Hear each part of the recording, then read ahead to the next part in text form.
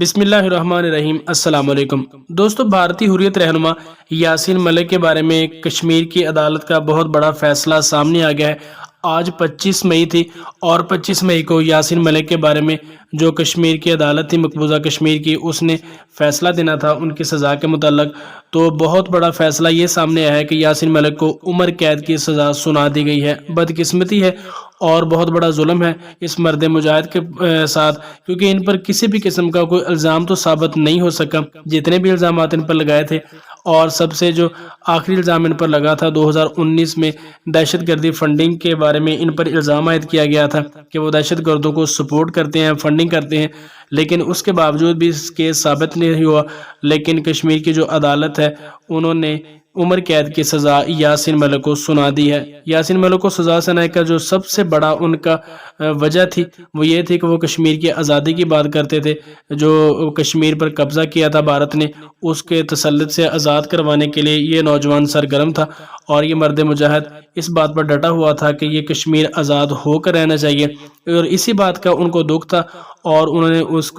اس کی جو آواز کو دبانے کی کوشش کی، اور بالآخر ان پر کیسز چلا کر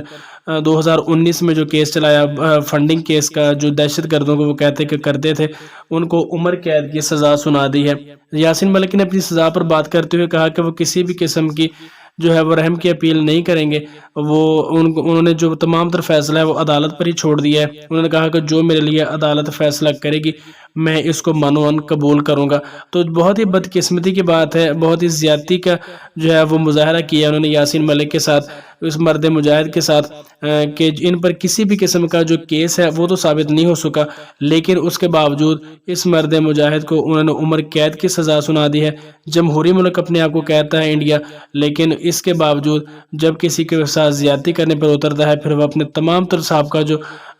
باتیں بھول جاتا ہے، اور جس طرح یاسین ملک کے ساتھ انہوں نے کیا وہ بہت ہی بڑی زیادتی ہے، اور کسی بھی قسم کا جرم ثابت نہ ہونے پر بھی یاسین ملک کو عمر قید کی سزا سنا دی گئی ہے۔ ان کی بیوی مشال ملک نے بھی یہ فیصلہ کیا ہے کہ یاسین ملک کے کیس کو انٹرنیشنل لیول پر اٹھایا جائے گا، اور اس کے بعد جب انٹرنیشنل سطح پر ان کا کیس جائے گا تو اس کے بعد ان کو جی ہے وہ امید ہے کہ ان کے کیس کے بارے میں جو فیصلہ ہے وہ ان کے حق میں ہی آئے گا۔ اب دیکھتے ہیں کہ اس کے بعد کیا جو ہے وہ لائحہ عمل تیار ہوتا ہے، کیونکہ کشمیر میں حالات بہت ہی کشیدہ ہیں۔ ان کو یہ امید تو شاید نہیں تھی، لیکن بھارتی عدالت نے ان کی جو امیدوں پر پانی پھیر دیا اور یاسین ملک کو عمر قید کی سزا سنا دی ہے۔